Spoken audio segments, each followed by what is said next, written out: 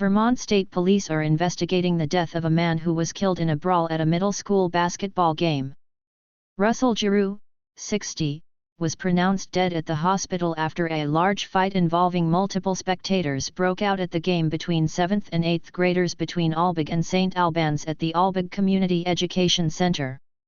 Police said troopers arrived after the melee took place, and some participants departed the school.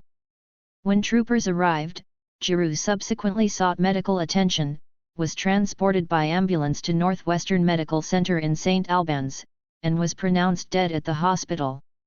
Click here for more sports coverage on foxnews.com. A man died Tuesday after a brawl at a middle school basketball game. A man died Tuesday after a brawl at a middle school basketball game.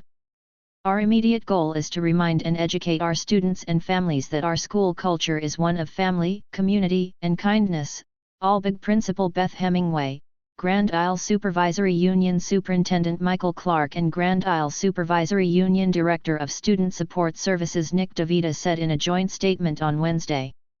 We need our students and community to commit to the positive culture that our school community expects and deserves. We commend the coaches and players of both teams as well as the Albig and St. Albans city staff in attendance who supported the students.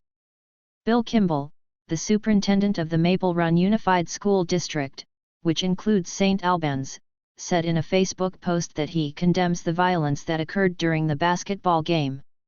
Russell Giroux was 60 when he was pronounced dead at the hospital. Russell Giroux was 60 when he was pronounced dead at the hospital.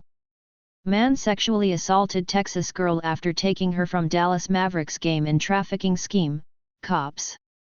We expect better from our communities. Fighting and violence are wholly inconsistent with the behaviors we encourage and support, Kimball wrote.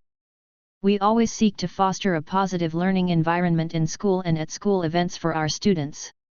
The tragic events that preceded Mr. Giroux's death have caused our schools to evaluate school programs and community involvement. Kimball also added that the behavior of attendees at school sporting events throughout the state is concerning. We urge the Agency of Education and the Vermont Principals Association to give consideration as to how best to respond to misbehavior by spectators and to act decisively to limit the harm that can be caused to students or other attendees, he wrote. Giroux's death is in the early stages of police investigation. Giroux's death is in the early stages of police investigation. Brett Carlson/Getty Images/File. Both school districts have arranged support for staff, students, and families.